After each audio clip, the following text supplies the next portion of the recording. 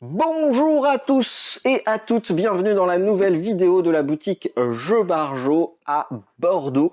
Aujourd'hui, comme vous pouvez le voir, plein de nouveautés. Il y a énormément de choses devant moi. Et je suis tout seul, Stan et Pierre derrière la caméra. On va commencer par le jeu d'ambiance champion, juste ici. Donc c'est le nouveau jeu de Ropoprod, c'est un jeu où on va faire se battre sur diverses, exactement, c'est comme ça qu'on dit, diverses choses, divers trucs, des stars ou des personnages connus. Par exemple, on va avoir Thor contre Cléopâtre, qui a encore des petits trous sur son vélo, qui entre les deux a encore des petites roues sur son vélo. On va tous voter secrètement pour savoir lequel des deux on va attribuer cette petite particularité. Petit à petit, comme vous pouvez voir, comme dans des combats de boxe ou des combats à Magic the Gathering, petit à petit, on va éliminer les gens. Et à la fin, il devra en rester qu'un seul, comme vous pouvez voir juste ici. Et on va marquer des points suivant les votes de chacun. Vraiment très très cool. Nous, on y a joué à 4 joueurs avec les camarades de la boutique et l'animateur du jeu. C'était vraiment très très bien. On a passé un très bon moment. On s'est bien marré. Et on défend son bout de gras à chaque fois. C'est vraiment très très fun. On va rester dans le fun et dans l'ambiance. On va passer sur Tortuga 1667, donc un nouveau jeu dans la gamme livre de chez Lucky Duck. Donc leur autre jeu, c'était Bristol 1350. Dans Tortuga, nous allons jouer à des pirates. C'est un jeu à rôle secret qui va durer environ une demi-heure. Et si on joue en nombre pair, on sera soit avec l'équipe de la France, on sera soit un pirate français, soit un pirate anglais. Si jamais on joue impair, on va rajouter les Pays-Bas en plus. C'est vraiment un jeu rôle secret avec des votes très très fun. Le but du jeu, c'est de faire en sorte que son côté gagne, donc que la France, si on est la France, ou que l'Angleterre, ait un maximum de trésors. Comment ça se passe concrètement? Alors je sais pas si vous allez voir, mais sur les bateaux, il y a deux cales, et il y a un côté où on va ranger les trésors qu'on fait gagner pour la France, et de l'autre côté, les trésors qu'on fait gagner pour l'Angleterre. On va pouvoir jouer tous sur les deux bateaux, parce que c'est un jeu à rôle secret, on ne sait pas qui est avec qui, et il y aura aussi l'île de Tortuga juste au milieu, où on pourra y aller pour devenir gouverneur et avoir certaines influences sur les trésors et sur les pirates autour de la table. Vraiment très très cool, minimum à partir de 2 joueurs, honnêtement, je recommande à partir d'un peu plus pour vraiment s'amuser et sentir l'ambiance de trahison et de coups bas. Mais vraiment, enfin c'est pas Kuba d'ailleurs, c'est Tortuga. Vraiment très très cool. Pierre valide pas la blague. La grosse boîte, le clan des loups, juste ici, le jeu que j'ai sorti en partie à cet endroit où on joue le loup des montagnes. Donc ça c'est un peu plus un gros jeu, on est parti sur 1 heure et demie la partie. Le but du jeu, ça va être de développer, enfin de déployer son clan de loups pour avoir un maximum de points de victoire. Et ce qui est vraiment très très très sympa, c'est la façon de jouer. On va avoir des actions, il y en a 5 différentes que vous pouvez voir juste sur la petite tête de jeu. Donc on va pouvoir se déplacer, on va pouvoir hurler, créer une tanière, créer une antre ou alors dominer, donc faire des actions sur le plateau. Et pour pouvoir activer une action, ça dépendra des tuiles que vous avez juste ici.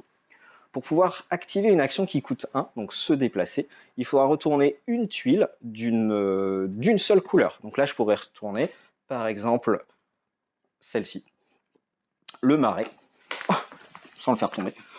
Je vais retourner le marais, et ça veut dire que je vais pouvoir activer, me déplacer avec un loup qui était sur un marais. Donc je pourrais me déplacer un des deux. Combien j'ai de déplacements? Ça dépend des différents effets qui sont sur mes cases. Donc là, pour l'instant, j'ai 3 déplacements. Si jamais j'arrive à construire une tanière, une tanière, je vais pouvoir avoir 4 déplacements, etc., etc. Quand je me déplace, il va se passer des choses diverses et variées, et on va pouvoir continuer à jouer.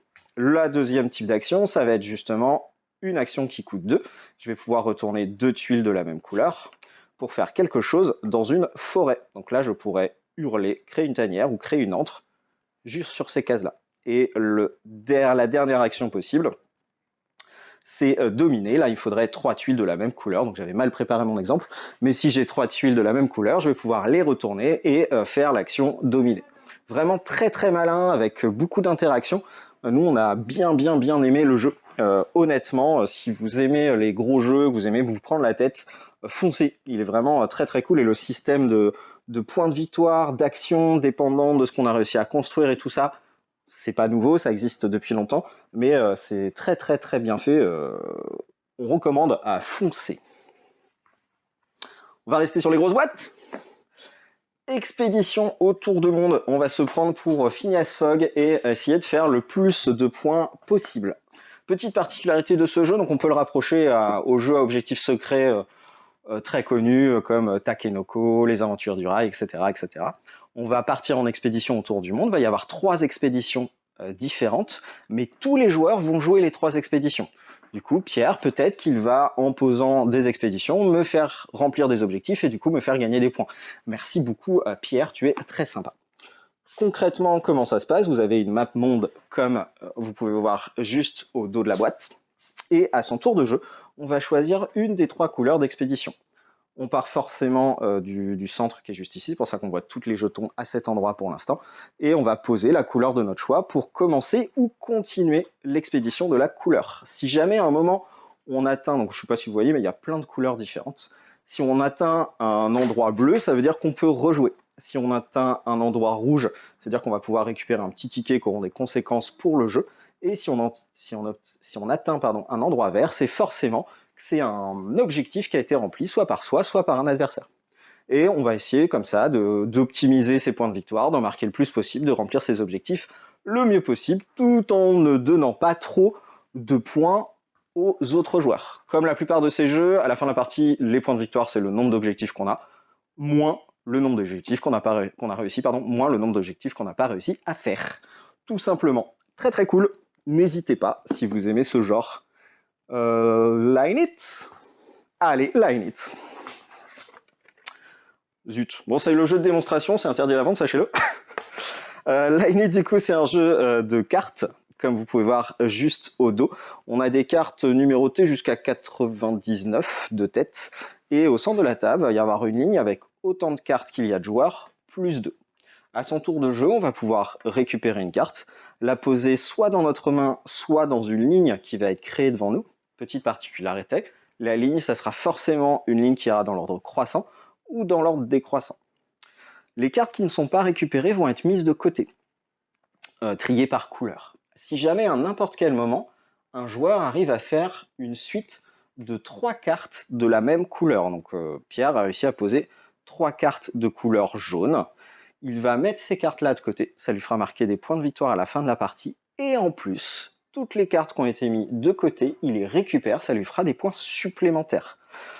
Tout simple comme jeu, mais un jeu plutôt tendu parce qu'on vérifie ce qui est possible pour notre adversaire, ce qu'il va pouvoir faire, ce que nous on veut, et des fois on va se sacrifier entre guillemets, pas finir notre ligne de 3 exprès pour empêcher notre adversaire de marquer des points. Vraiment très cool si vous aimez les petits jeux de cartes faciles à prendre en main, faciles à jouer, foncez, petit jeu Gigamic, boîte métal, vraiment très cool, facile à prendre en main. Et là, une durée de partie environ 20 minutes, je dirais 15-20 minutes, 30 si on réfléchit un peu beaucoup. Et on va finir par ça, regardez, la nouvelle sortie de One Piece OP03. Donc que des produits en anglais pour l'instant pour One Piece, sachez-le. Mais on a les nouveaux boosters et le nouveau deck de démarrage de Big Mom, la pirate gourmande. Voilà, on a fini. Sachez que jusqu'à aujourd'hui, c'est le dernier jour, il y a encore l'offre Asmodée que vous voyez juste derrière moi, donc tous les jeux que vous pouvez voir ici.